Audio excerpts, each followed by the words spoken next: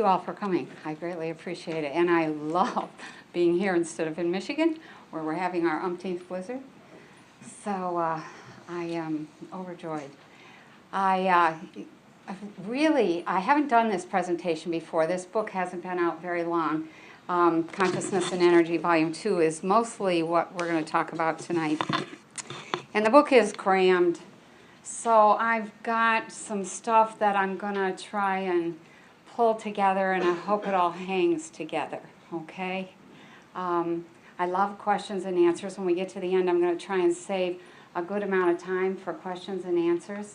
You know, that to me is where all the real juice is, so don't be shy when we get to the end.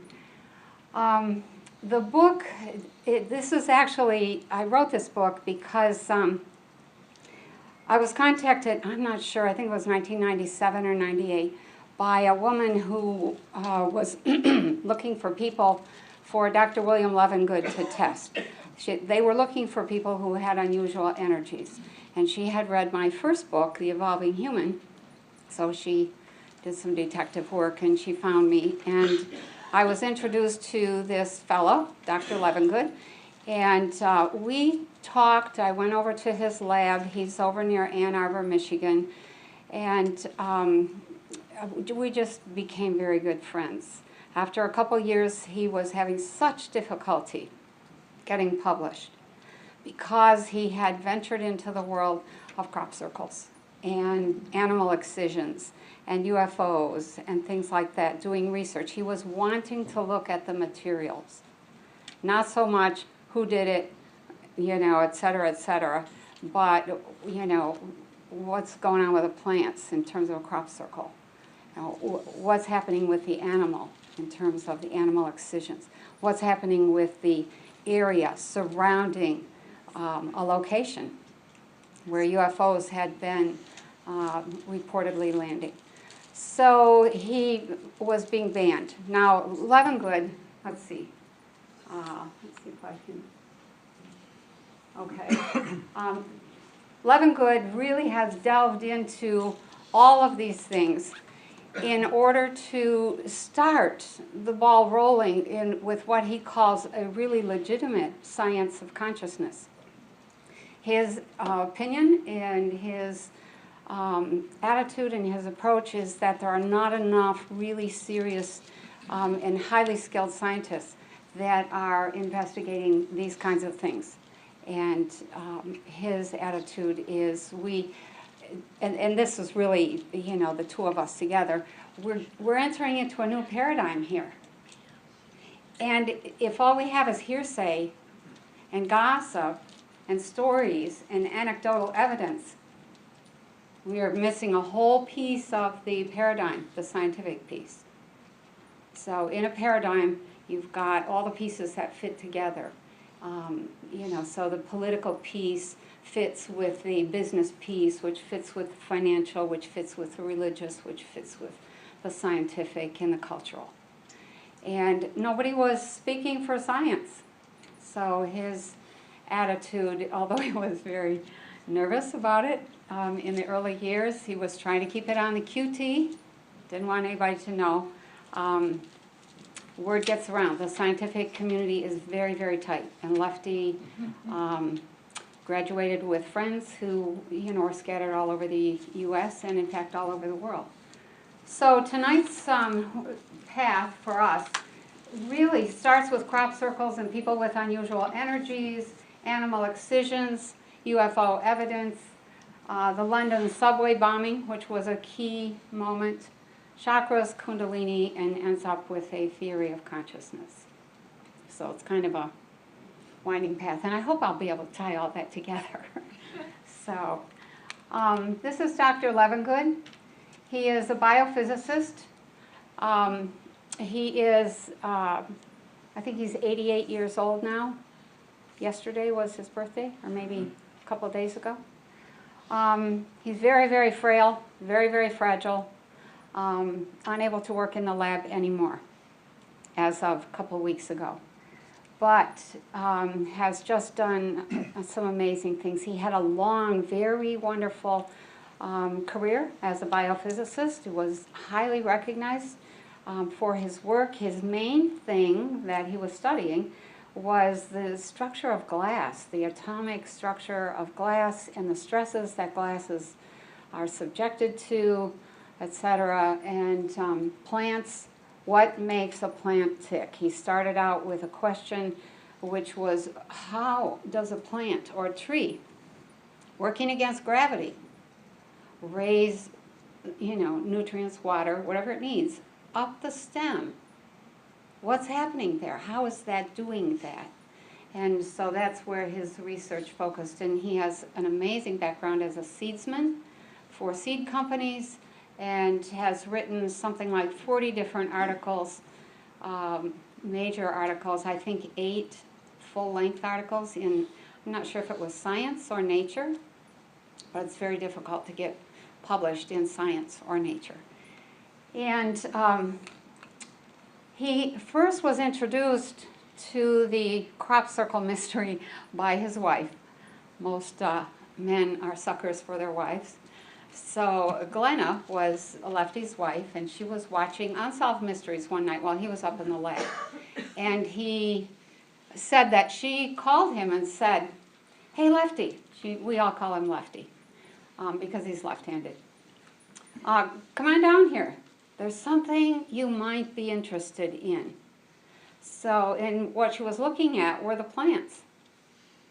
Why would the plants in a field, all of a sudden, all laid down, all in a very neat order, all in the same direction, and make a beautiful pattern? So Lefty went downstairs, he looked at the program, he said they didn't say anything. They showed a few pictures, they did a lot of speculation. Lefty is only interested in science. He's not what you would call a people person, although he became very much more people-oriented the longer we worked together. He said about a year later, Unsolved Mysteries had an update. And he went downstairs, Glenn happened to be watching the program again. And he said it wasn't much of an update. But they had a fellow who had written a book. The guy's name was Pat Delgado. He wrote a book called Circular Evidence. And Lefty said, why aren't they saying anything about what's happening with the plants? So he wrote to Pat Delgado in England and said, have any scientists looked at the plants? And the answer came back, no, none. And he said, I would be interested. If you will send me samples and controls and sample it in this manner, then I will take a look and see if there's anything to say. And so the first crop circle material began to come in. Now we're not going to go into great detail. There's a lot of detail in the book. The book is really kind of almost like a mystery, the unfolding of a mystery. But this was one of the things that was very common in all crop circles. If you guys have followed the crop circle thing at all, I'm sure that you are familiar with this. These are called bent nodes. A node is a place where a plant grows to and then reinforces itself and makes another upward push.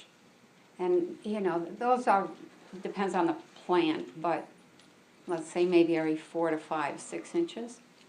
And so there was no breakage, nothing. And he looked at that and said, well, how is that happening? This was another thing that was very common. On the bottom you see the normal nodes, and on the top what you see are the nodes have exploded. They're broken.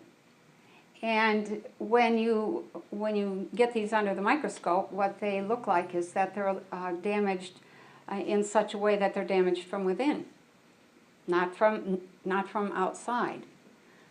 And he called those expulsion cavities, and later he identified that they had burst open under pressure of steam. The steam in the plant, the liquid in the plant, swelled and burst that node open. So he didn't have any answers at this point. He's still collecting information. But he got to the point where he started looking very intensely at the leaf material that was available. And you can barely see in this slide. It's kind of light in here to be able to see it very well. But there's a row of cell wall pits. Every single leaf has thousands of little mouths on the bottom called stomata. And those mouths open up in the morning when the birds sing, if you have any birds left. There's a frequency of 4,000 to 5,000 hertz that will cause those stoma to open and drink in dew and all of the minerals that come up with the dew. And if you happen to be out there spraying any sort of, we'll call it a liquid fertilizer or anything like that, the plant drinks that in. And when the plant gets, when the dew is gone, the plant closes its mouth and is basically set for the day. So these little cell walls, or cell pits, is what Lefty called them, are very tiny, but he measured them. He got them under the microscope, and he said, these look like this one row of cell wall pits is misshapen. And he said it looked like the cell pit, the stoma, had opened and then sagged. And the row right next to it was perfectly normal. And so he made a note of that and said, how could that possibly be? So mystery continued to go on. Oops, I think, there we go. And this was another phenomena that this I think was the first thing that he discovered. The samples that came in from Pat Delgado, what he did, he said, was put them on the bench, the lab bench, and just look, okay? Do you see anything that looks unusual? He had an amazing capacity for observation. If I lost 2 or 3 pounds, he would say, you look thin. And I was like, how do you tell? He was an amazing observer. And so he's looking at the controls. He looked at the controls first. And everything checked out, nothing to say. So he gets the samples that were from inside the crop circle, and he opens the seed head. The husk around a seed is called a glume, G-L-U-M-E. And the glooms, all of the glooms on this particular seed head were perfectly shaped. He opened them up and there wasn't a thing in them. Absolutely empty. And he said, it's not possible.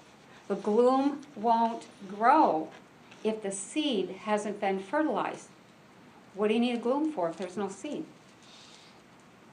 And he said for the seed in one to be missing, that would be normal. But for every single seed in the entire seed head to be missing, that was just not possible. And furthermore, all the anthers that had at one point been sticking out of the gloom, of the husk, dumping their pollen, collecting pollens from other things, those were all fried and they were rattling around in the bottom of the gloom. And he said, he worked at University of Michigan. That's where he got his education, and which is a whole story in itself. But he said there is nothing, no chemical that can be introduced that will interfere with one single stage of plant development. Plants are developing at a ferocious rate. They don't stop or slow down for anything. And anybody that tries to interfere with a single stage with a chemical causes all kinds of dysplasias and cancers and, all kinds of problems down the road. No human hand has ever been delicate enough to get in there and work with something that is you know, as delicate as a plant. They do all kinds of destruction. We're just too clumsy. So he had another full-blown mystery on his hands. When he did get seeds, these were the difference. Now, the ones on the bottom are not fully developed yet, but the ones on the top were from inside the crop circle. And what you see is that there's a big difference in the development of those seeds. Lefty originally thought, well, these seeds are useless, the ones from inside the crop circle. And he set them aside thinking, well, I'm just going to throw those out. But he had, just like all good scientists, he had this little sixth sense, this little extra voice that he said would sometimes speak up. And he was about to throw those seeds out, and this little voice said, don't throw those out. And he stopped and said, you know, they're no good. He was having this conversation with himself, and the voice repeated, don't throw those out. So he decided he was going to put them in germination paper and put them in the germination chamber and see what happened, just to verify that they were dead as a doornail. And he was absolutely stunned when they not only germinated, they germinated almost 100%, and they outgrew the control seeds, hands down. So he was like, wow, as a seedsman, I would never have given 2 cents for those seeds. Now, Lefty has, because of his work with seeds, he developed this terminology. When farmers grow seeds, they have big batches. And so there has to be some way to test a batch of seeds, and it's usually you get a few seeds out of the batch, and you germinate those, you see how many germinate, you see how fast they germinate, you see how well they grow. And when you want to classify an entire ton, you know, on the basis of 30 seeds, then you have to have some sort of scientific measurement, and that's called development factor, DF. And it is the product of the number of seeds germinated times the average height of the seeds. And that gives you a factor, gives you a number. And, you know, the higher your development factor, better your batch of seeds. So he was stunned to discover that the crop circle seeds, even though they looked burnt, shriveled, shrunken, fully undeveloped, had this tremendous capacity to germinate and grow. So he continued to really focus on, you know, like the oddball things coming in with crop circles. Over the course, I think of about, at one point we added up how many crop circles he had investigated. It was in the 300s. Most crop circles are real. Almost all of them are real. I don't know why the media insists on pretending that they're not. I think it's because they're afraid that we will know about that energy. And there's some things that I'll say at the end about the energy that we discovered. So this molten iron ore was another set of samples that came in. The leaves in this sample were coated with this reddish-brown material. And he looked at that and said, you know, that almost looks like iron ore. But in his mind, he's thinking, that's not possible. How could iron ore, in a molten state, which requires 1700 degrees centigrade to liquefy it, be floating around in the air long enough to coat a plant? So this is the top, this is what he was looking at, this little section that he took off the top of the leaf. So he peeled the leaf and the iron ore sample apart, and there on the bottom were the striations in the fiber of the leaf. And he said, it could not have done that if it wasn't molten when it hit the leaf. So then he realized that if 1700 degrees hit a leaf, the moisture in the leaf has got to go somewhere. And sure enough, he found these steam vents. That little red thing is a steam vent. There were several. And it just gave a place for the steam to rush up through the iron ore before everything was solidified and give the leaf some relief. And the steam also in the plant forms like this layer, protective layer. It's hot, but it's a protective layer that kept the leaf from burning up altogether. So at that point, he was like, I don't know what's going on here, but he continued to research, take samples in. Here's just a couple more effects of what happens to plants, what plants do to protect themselves. You can see on the corn, the top especially, it looks, that actually is a very dark purple coating. That's anthocyanins. Proanthocyanidins are some of the most powerful antioxidants you can get. Nature produces them in her seeds and plants in order to help them deal with some kind of damage. So those ears of corn have been hit by something. By this time, Lefty is saying there's got to be an energy happening out there. There's got to be something going on with some form of energy that we aren't paying attention to, don't know about, etc. And then this other little stem here that's all curled up, he said he looked at that for the longest time. He didn't really say how long, but again and again he kept coming back to that, and he said if he hadn't had 10 years worth of research into crop circles materials at that point, he would not have figured out what that was. He said at that point he realized only the growing portion of the plant is affected by these energies. The rest, if they're already shaped and solidified, they're okay. They're going to hold up. But this was the growing tip on this stalk of whatever it was.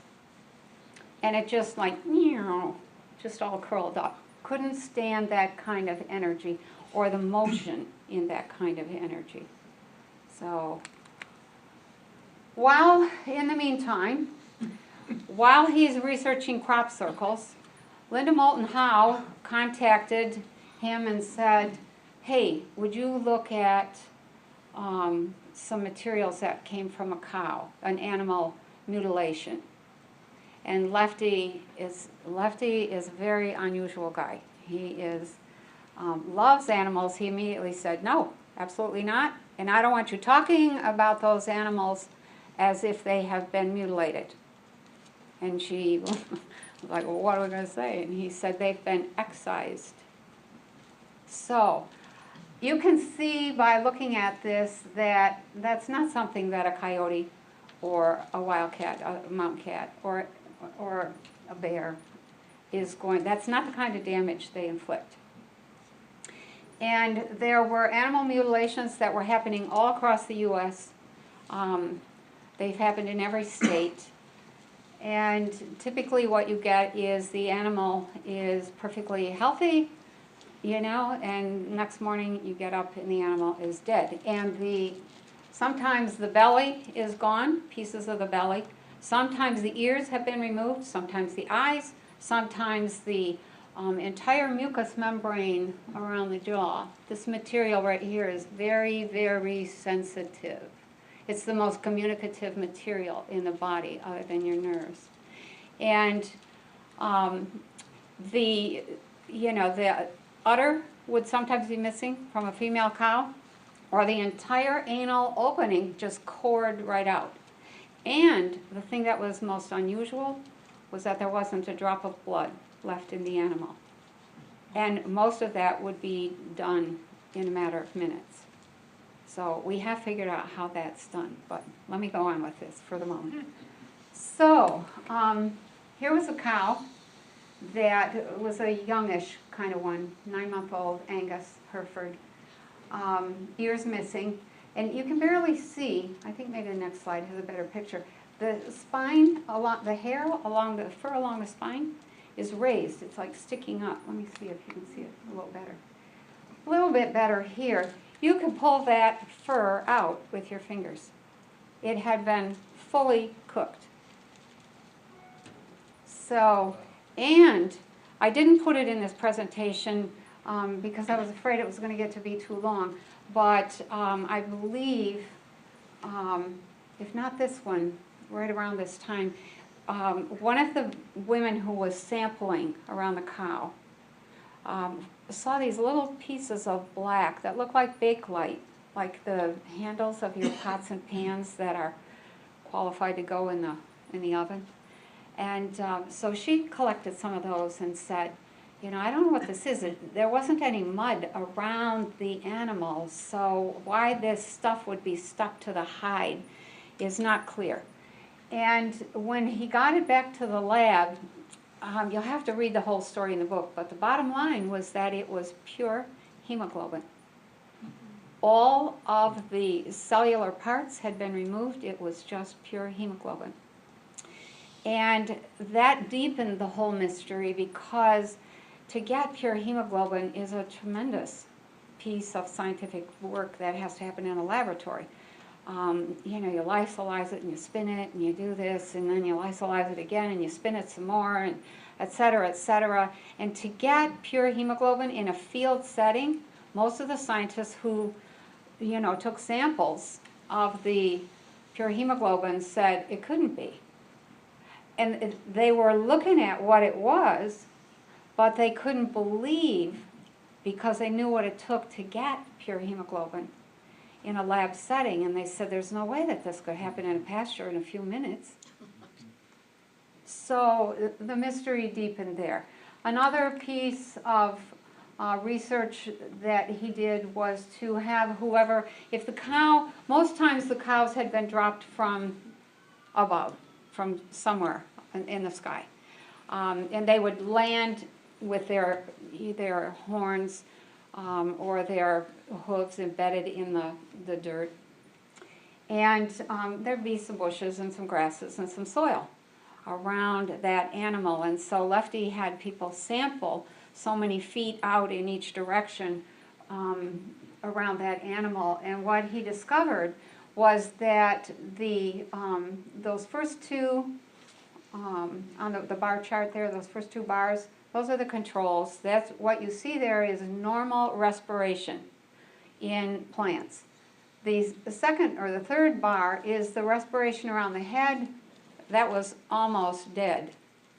And the fourth bar was around the anus of the cow, and that grass was the redox on that was off the charts. Redox is something that stands for reduction oxidation. And what it is a measurement of the number of chemical transactions going on in a substance, you know, the rate at which that substance is turning over its chemistry, trying to repair itself. And what Lefty found was that if it got up there far enough, the plant could not recover. And so it was more evidence that there was some kind of energy that was being utilized in this setting where these animals were being taken and their parts taken. And the effects were very similar to what was happening with crop circle. So about this time, somebody else came along, a fellow in Maryland, I think it was.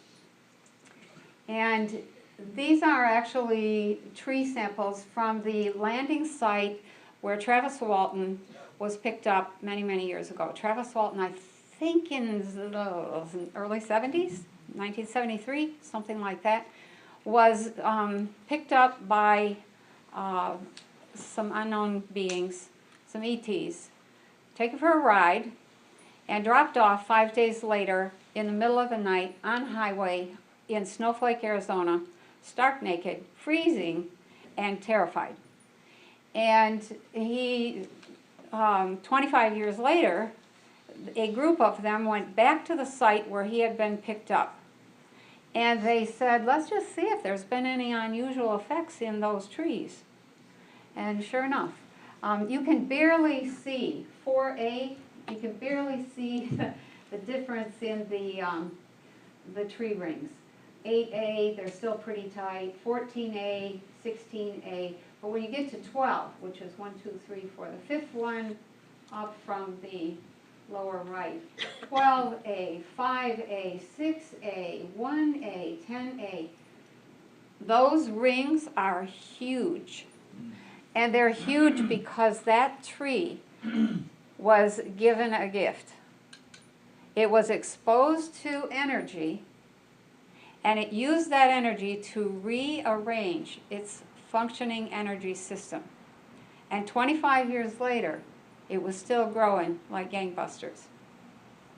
Which brings us, we'll talk about that at the end, a little bit of a theory that we have about, you know, what happens when somebody is exposed to higher forms of energy. Okay?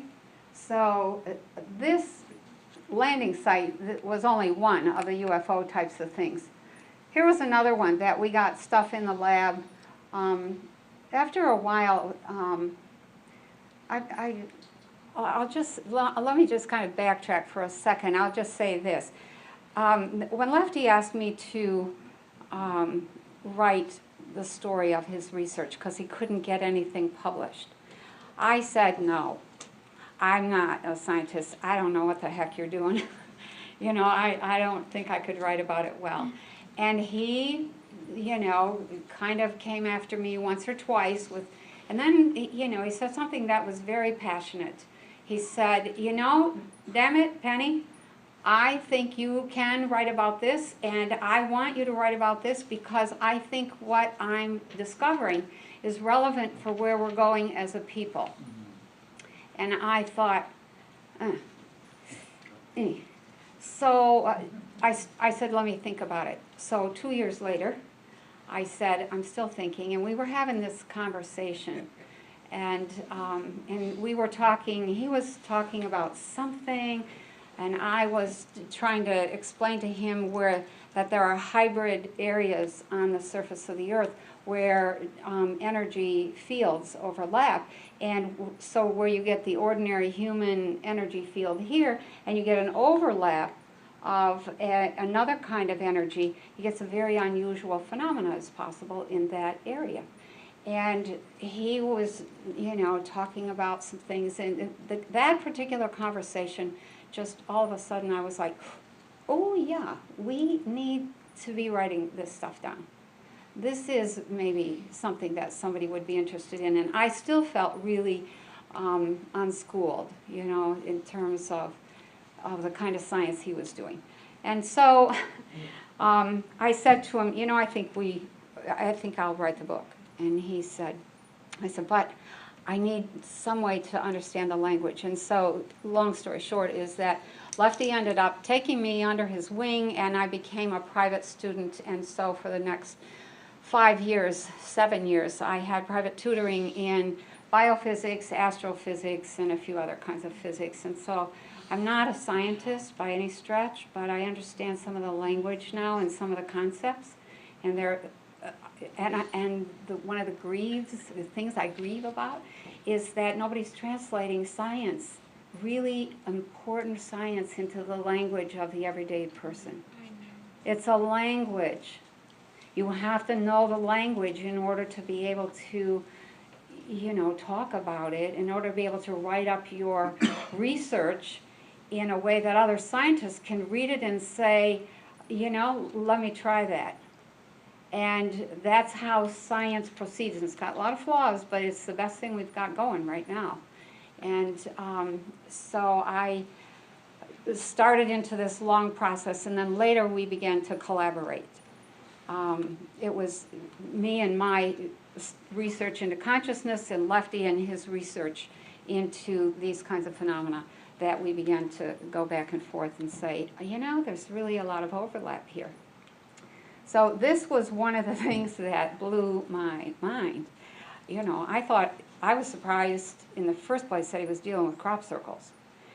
I freaked out when he was, you know, brought up the subject of animal mutilations, but I almost quit when he brought up UFO stuff.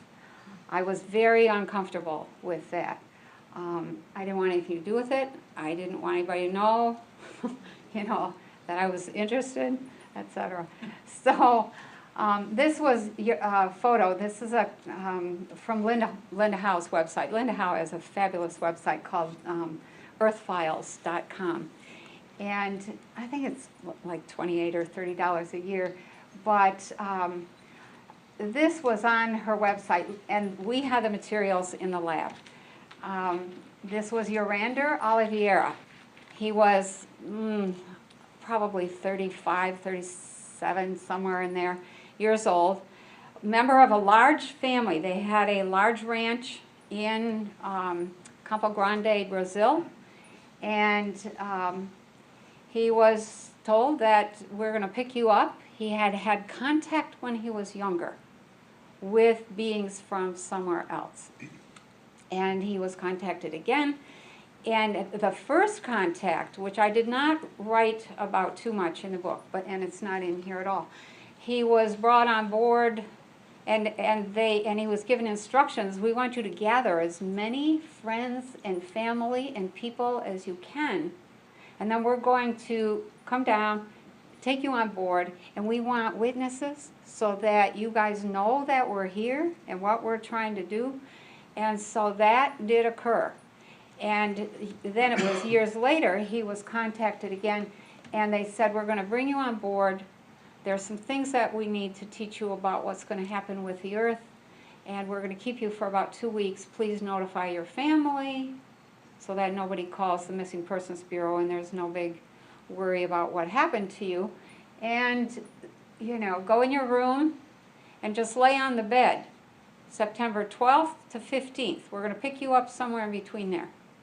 And so he went in, took a shower, just left his shorts on, no clothes, except for his shorts, and was reading a book when he was picked up. And this was the imprint of his body that was burned into the polyester and cotton sheets when he was picked up. This was the imprint left in the ceiling, where he was taken up through the ceiling. And the family was told to stay away from the room. And so they left evidence, and they're very good. Though there are some people who really know how to utilize energy, let me tell you. They are way ahead of us. And so these came to the lab, and they caused quite a bit of argument among the scientists that Lefty shared some of his work with. What you see in the top right are the sheets, the cotton and polyester sheets. The polyester is white, the cotton is blue. The top left is the sheets that were untouched, the parts of the sheets untouched, what we call the controls. In the one on the top right, the polyester has changed state. For polyester to change state, it has to be over 500 degrees. For cotton to change state, I forget what it is. It's like 190, maybe 200 degrees. So it was clear that there was a change of state based on some kind of energy exchange, some kind of shift in the field of energy that maintains polyester. And this is, the bottom one is the cotton has been affected very little, but the dye in the cotton has turned brown. Only the dye. There was no charring in any of the cotton. If it had been burned, there would have been some kind of charring, and there was nothing. Now, a couple of people argued and said, oh, you could get that effect if you just put a hot iron on it.